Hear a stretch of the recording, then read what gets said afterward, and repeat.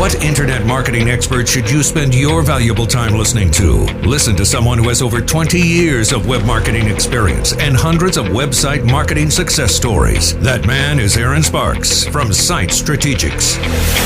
And this is Edge of the Web Radio. All right, jumping into it. We got an article from Web Designer Depot again. That was a good kind of set of articles that we came across here. And this is from Ajit Yadav. Boom, got it on the first try. Got it. Nailed it. Nailed it. Yeah, wasn't easy enough. All right. A key point about what's happening inside of e-commerce. And we've got 9 points to see if we can hit all of them. Material design. All right. Material design is a concept. I thought it was a Madonna song. Oh, my Lord. You're going to start off that way? Material design. It has to do with the concept of material as a metaphor, unified theory of space and use of space, right? As well as bold and graphic and intentional areas in design.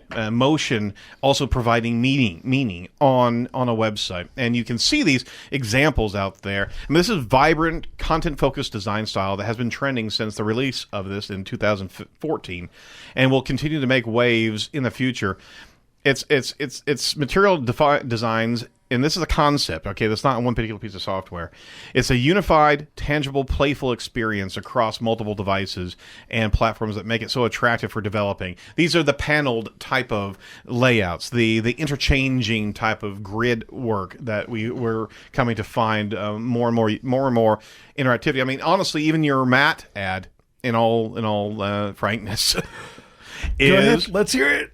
Is part of the material design concept. There you go. And it's working for you. Team Matt. Wow. All right. So, I mean, despite the fact that applying material design in an online store is quite daunting, all right, some e-commerce ventures have implemented this design successfully. So go check out PA Design and Bewakoof, Bewakoof. Those are Bewakoof. Make sure I get it right. Those are some really neat experiences of material design. Just to name a couple. Also, okay, we talked about this last show. Hidden menus.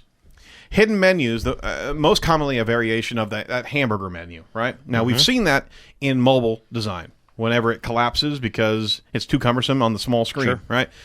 They're becoming tremendously popular due to cleaning up a lot of clutter. That's the Chromeless concept that you were talking about last week, Doug. Yep. Especially on e-commerce sites. I mean, the point is, you know where the navigation is, and we, as users, are getting more and more trained to just go up there in a small space because we know it's there. You don't have to have the entire expanded collection of categories. Okay, and that's very, very, very interesting because as we are evolving our knowledge, right, in navigation, we're having shortcuts now as part of the navigation embrace. It certainly reduces. It's originally designed for mobile, but it's making its way to the desktop designs. In 2015, numerous online sellers use hidden navigation menus on both small and large screens to save a lot of screen space. Hidden menus are also being used in many popular online shopping stores like House of Fraser and ETQ, so check those out. Upwardly responsive. Now, here's a neat concept here. Responsive design is an essential requirement for most websites in 2016. We get that. But it's vital whenever you design for large screen devices as well as optimized for small, okay?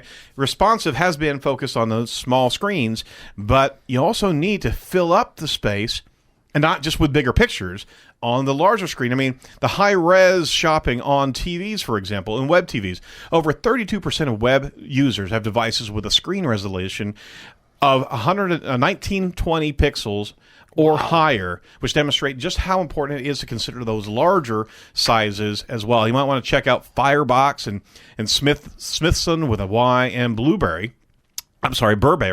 Those are some neat upwardly mobile, upwardly responsive designs.